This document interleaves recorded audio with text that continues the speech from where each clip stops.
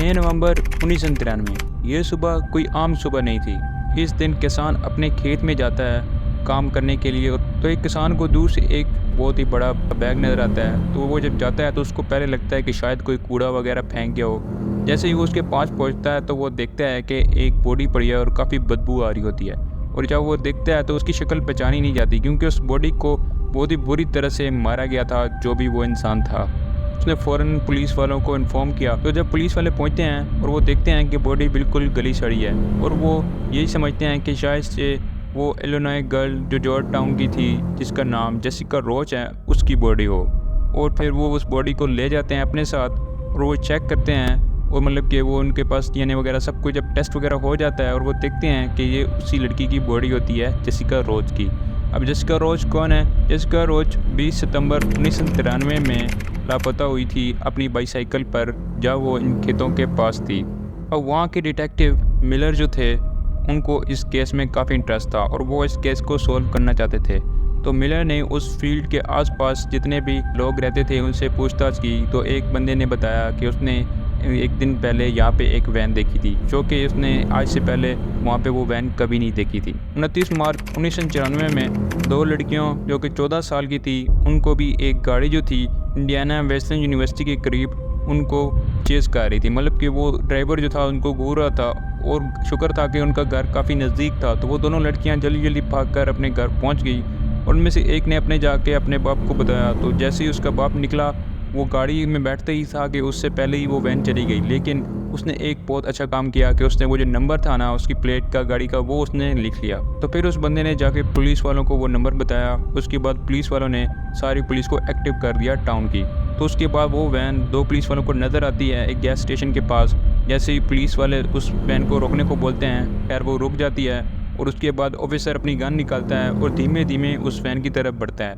जैसे ही वो driver seat पर पहुंचता है तो वो क्या देखता है, 33 साला लैरी डी वेन हॉल, जो कि एक भोली सी शक्ल, मासूम सा डरा हुआ चेहरा बैठा होता है। तो जब ऑफिसर वैन को चेक करते हैं तो वहाँ पे उनको चाकू मिलते हैं और काफ़ी बेल्ट मिलते हैं, रस्सी वगैरह, मतलब कि जिससे एक इंसान को मारा जा सके, वो सब कुछ वहाँ पे मौजूद था। तो उस वैन में एक न्यूज़पेपर भी मिले जो कि ट्रिशा रिटलर के थे। वो 1 साल पहले वहाँ से गायब हुई थी, लेकिन अब रिपोर्ट आई थी उस नंबर प्लेट की वजह से, तो पुलिस वालों ने उनको जाके ले गए थाने। तो ये न्यूज़ इंडियाना और इलिनॉइस डिटेक्टिव में काफ़ी फैल गई। अब वो दोनों इस केस को सॉल्व करना चाहते थे, दोनों टाउन के। अब आता है सवाल, हु इज़ लैरी? तो लैरी था वो एक कबर खोलने वाले का बेटा था। लैरी का एक ट्विन ब्रदर भी था जिसका नाम था गैरी। अब लैरी और गैरी जब माँ के पेट में थे तो तब गैरी ने लैरी पर फेड कर, इससे लैरी की जो काफ़ी एबिलिटीज़ थी वो गैरी में चली गई। मतलब कि जब वो पैदा हुए तो जो गैरी था वो काफ़ी लायक, होशियार, मतलब कि समझदार, उसकी मतलब पर्सनैलिटी, उसकी बॉडी वगैरह, कॉन्फिडेंस लेवल, इंटेलिजेंट, मतलब कि सब कुछ उसका हाई था।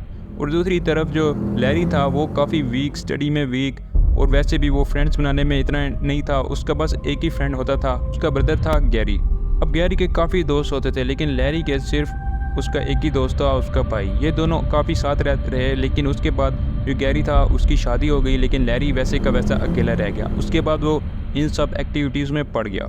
तो फिर वापस आते हैं वहीं पर, जब उसको वहाँ से ले गए तो वहाँ पर क्या हुआ, जब पुलिस वाले बढ़ गए तो अब वो जो मिलर था वो काफ़ी इंटरेस्टेड था जेसिका के केस में। तो वो फ़ौरन पहुँच जाता है इलिनॉइस वालों के पास, डिटेक्टिव के पास, और वहाँ पर वो बैठा होता है। तो जब वो बात करता है तो वो कुछ बताता नहीं है। तो वो जब इलिनॉइस डिटेक्टिव जो होते हैं वो मिलर को कहते हैं कि क्यों ना तुम इससे इसकी ड्रीम्स के बारे में पूछो।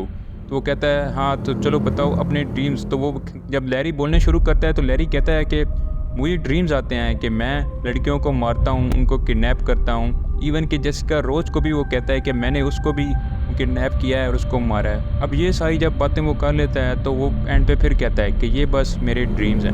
मतलब कि लैरी की दिमागी हालत भी कुछ खास सही नहीं होती, फिर भी उसको उसके बाद हैरेसमेंट के केसेस में मतलब कि उसको जेल में भेज दिया जाता है। अब यहाँ पर एंट्री होती है हीरो की, जो कि है जिमी कीन। अब जिमी कीन कौन है? ये उस टाइम का पॉपुलर फुटबॉलर था हाई स्कूल का, मतलब कि काफ़ी अच्छा प्लेयर था, लेकिन इसकी पॉपुलैरिटी भी काफ़ी थी उस टाइम पे। लेकिन इसको जो पैसा और पॉपुलैरिटी इससे संभाली नहीं गई, ये ड्रग्स में लग गया। उसके बाद ये ड्रग स्मगलिंग भी करने लग गया और उसी केसेस में ये अंदर हो गया। उसके चक्कर में इसका घर चला गया, इसकी गाड़ियाँ चली गई, मतलब कि इसके पास सब कुछ चला गया। तो बोमन जो था वो फेडरल डीआई एजेंट था, तो अपने एजेंट को भेजता है जो कहता है कि उसके साथ डील करो। तो उसके साथ डील करते हैं कि तुम लैरी के पास जाओगे उसकी जेल में और उससे वो उगलवाने की कोशिश करोगे, मतलब कि उसका दोस्त बनकर। पहले तो वो ये ऑफ़र ठुकरा देता है, लेकिन उसको हो जाती है 10 साल की सज़ा। तो उसके बाद वो क्या करता है, जिमी कीन वो फ़ौरन वही एक्सेप्ट कर लेता है, क्योंकि उसका बाप जो होता है काफ़ी बूढ़ा होता है और उसके पास ज़्यादा टाइम नहीं बचता। तो वो कहता है चलो मैं ये एक्सेप्ट कर लेता हूँ। तो उनकी ऑफ़र एक्सेप्ट करता है, आइडेंटिटी दी जाती है और उसके बाद उसको उसी की जेल में ट्रांसफ़र करते हैं।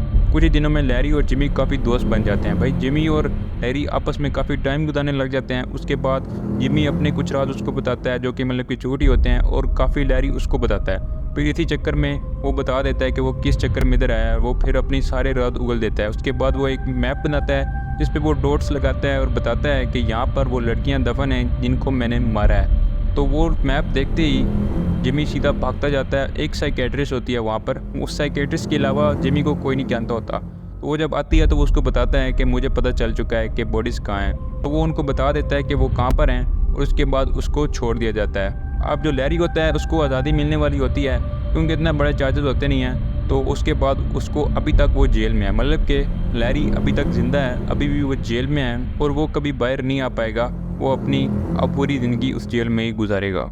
तो मुझे बताएं यार, आप लोगों को ये कैसी लगी, ये इंटरेस्टिंग स्टोरी कैसे लगी? तो ये बिल्कुल ट्रू है, इसके सारे इवेंट्स मौजूद हैं, इवन के न्यूज़पेपर वगैरह आपको हर जगह मिल जाएगी ये। और अगर आप इसको और भी डिटेल में जानना चाहते हैं तो मैं आपको रिकमेंड करूँगा ब्लैक बर्ड। ये सारा शो उसी पर ही बना है और इसमें कुछ क्लिप्स जो मेरी वीडियो में हैं वो ज़्यादातर इसी ब्लैक बर्ड शो से ही हैं। तो आप ये शो देखो, बहुत पसंद आएगा। वीडियो अगर ज़रा सी भी अच्छी लगी हो तो लाइक करें, चैनल को सब्सक्राइब करें। तो मिलते हैं नेक्स्ट वीडियो में, तब तक के लिए अल्लाह हाफिज़।